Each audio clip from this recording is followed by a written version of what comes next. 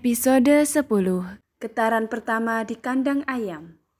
Naila kembali dari pasar dengan menenteng kantong plastik besar berisi bahan masakan. Ia mendumel sendiri karena Atlas memberi tugas di luar posko pada yang lainnya hari itu. Seolah-olah sengaja agar tidak ada seorang pun yang membantu Naila. Ya, Naila memang sudah menumpuk dendamnya untuk ketua kelompoknya itu. Hanya tinggal menunggu kesempatan tersedia saja. Pasti Naila akan langsung membalasnya.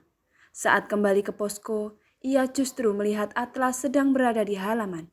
Sibuk sendiri memotong-motong kayu, entah hendak membuat apa. Loh, bukannya tadi dia ikut Pilih dan Intan ke SD ya? Kok udah balik aja? Naila menggumam heran dalam hati. Namun ketika Atlas menoleh padanya, Naila langsung mengalihkan pandangan. Kemudian melangkah masuk ke rumah itu. Naila menghembuskan nafas begitu meletakkan belanjaannya itu di atas meja dapur. Sebelah tangannya menggaruk-garuk kepala yang tidak gatal. Ia bingung harus memasak menu apa. Apalagi melihat peralatan di dapur itu yang serba tradisional membuat Naila semakin merasa putus asa. Udah balik, Nay, tegur Bu Nur. Iya Bu, sahut Naila sambil tersenyum tipis. Oh iya Bu, itu si Atlas di depan ngapain ya Bu? Oh itu, Bu Nur turut melirik Atlas dari jendela dapur. Dia lagi bikin kandang ayam buat ibu, supaya ayam-ayam ibu gak ada yang dimakan musang lagi katanya. Oh gitu, Naila mengangguk-ngangguk. Meski ia masih heran kenapa Atlas melakukan itu padahal Naila merasa pasti agenda lain yang lebih penting untuk ia kerjakan. Pasti Atlas sudah mengalihkan tugas-tugasnya pada yang lain. Seperti yang sudah-sudah, Atlas selalu bertindak sesuka hatinya sendiri. Kalian hebat ya memilih ketua kelompok. Atlas itu cocok sekali dipilih sebagai pemimpin. Dia punya wibawa dan karisma tersendiri. Walaupun tidak banyak bicara, tapi dia punya kepedulian yang tinggi. Dia juga cepat tanggap dalam menanggapi sebuah masalah. Langsung aksi tanpa banyak bertele-tele. Ucap Bu Nur. Naila merasa gerah begitu mendengar Bu Nur memuji Naila. Karena bagi Naila, karakter Atlas justru bertolak belakang dengan yang Bu Nur jabarkan barusan. Oh iya, hari ini Naila piket masaknya sama siapa? Aku sendiri Bu, jawab Naila. Loh, kok sendiri? Tahu tuh si Atlas, dia emang gak adil banget, terutama sama aku. Yang lain pada dipasang-pasangin. Aku malah disuruh sendiri. Mana tugas yang dikasih ke aku selalu lebih banyak daripada yang lainnya. Sungut Naila. Walah, mungkin itu maksudnya biar Atlas yang bantuin kamu. Boro-boro Bu. Yang ada dia malah ngerecokin. Pokoknya dia itu kepengen banget bikin aku menderita dan tersiksa selama di sini. Sadis banget pokoknya. Bibit-bibit pemimpin zalimnya makin kelihatan. Dia kalau jadi pejabat pasti udah korupsi. Korupsi dan nepotisme. Bu, Naila memaparkan semua penilaian buruknya terhadap Atlas. Hahaha, kalian ini lucu ya. Bu Nur Lela justru tertawa mendengar ocehan Naila. Ya udah, kalau Naila nggak ada temannya, biar ibu yang bantuin masak. Kita masak berdua hari ini. Yang benar Bu. Wajah Naila langsung berubah cerah. Iya, ayo. Tapi jangan bilang ke Atlas kalau ibu bantuin aku ya, Bu. Ibu tahu sendirilah, nanti dia malah marah-marah dan ngasih hukuman ke aku. Iya, tenang aja. Bu Nur Lela setuju untuk kompromi. Woi, Atlas menoleh begitu mendengar seorang berseru di belakangnya. Lo manggil gue? Tampak Naila yang sedang berdiri di teras dengan kedua tangan di pinggang.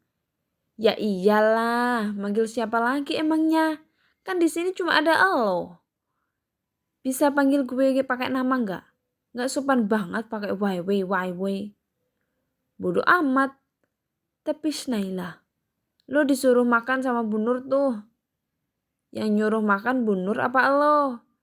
Atlas mendelik jahil. Ya Bu Nur lah. Ngapain juga gue nyuruh lo makan? Lo nggak makan seharian pun nggak ada untung ruginya bagi gue. Tunggu. Atlas mencegah Naila yang hendak balik badan. Naila mendelik tajam. Bisa panggil pakai nama nggak? Nggak sopan banget pakai eh. Naila membalikkan kalimat Atlas tadi. Oke. Atlas mendengus kecil.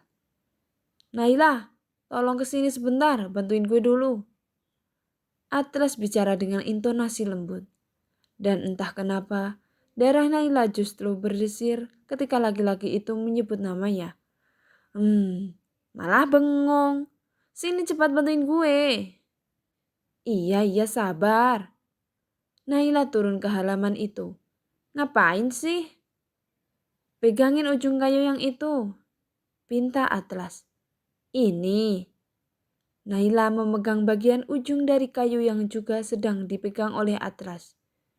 Sejajarin sama gue. Perintah Atlas lagi. Naila mengerjitkan kening. Tidak sepenuhnya mengerti dengan perintah itu. Tapi ia memilih menggeser posisi kayu itu lebih ke atas. Ke bawah dikit. Naila menurunkan sekitar 5 cm. Itu membuat Atlas menghembuskan nafas jengah. Benar-benar perlu dipertanyakan nih, kenapa IPK lo bisa tinggi? Padahal dikasih perintah sederhana aja, lama banget nangkepnya. Cetus Atlas. Ia menggenggam tangan Naila untuk memposisikan kayu itu sesuai dengan yang ia inginkan. Gini lo maksud gue. Ser. Lagi-lagi Naila merasakan darahnya berdesir begitu tangannya disentuh oleh Atlas. Matanya jadi menatap pada wajah Atlas. Menyadari jarak mereka berdua yang begitu dekat. Jantung Naila jadi berdegup hebat. Beberapa detik Naila hanya bisa bengong. Tidak bisa membuat gerakan sedikit pun. Bahkan sekedar mempergerakkan kelopak matanya, ia sendiri juga tidak mengerti kenapa bisa jadi kaku seperti itu. Naila begitu pernah seperti itu sebelumnya. Tahan yang kuat di sana. Jangan goyang-goyang. Tegas Atlas kemudian. Naila mengangguk. Desiran hebat di dalam pembuluh darahnya mulai tidak bisa berdebat Atlas saat itu. Atlas memaku bagaikan kayu yang dipegangnya. Setelah itu gantian ke bagian yang dipegang oleh Naila. Sekarang lo bantu angkat gue mindahin kandang ayam ini ke belakang. Ujar Atlas kemudian. Ayo. Kenapa nggak lo angkat sendiri aja sih? Kalau bisa sendiri, gue juga nggak bakal minta tolong sama lo. Buruan, panas nih. Naila menahan geram sambil mengangkat kandang ayam itu bersama Atlas. Setelah menaruh kandang ayam itu di belakang dapur, Atlas menggosok-gosok tangannya sendiri, mengusir debu yang menempel. Keren gak hasil karya gue? Atlas menaikkan alisnya sambil menatap Naila. Karya prakarya anak SD, seminggu juga udah pasti roboh. Dasar, gak pernah mau mengapresiasi kinerja orang lain. Lo buktiin aja sendiri entar setelah seminggu. Beneran roboh apa enggak? Atlas berlalu masuk ke dalam rumah. Sementara Naila masih mengamati kandang ayam itu. Barulah ia mengerti bahwa gambar yang ia lihat di buku sketsa Atlas kemarin adalah gambar kandang ayam. Boleh juga skillnya. Naila menggumam pelan.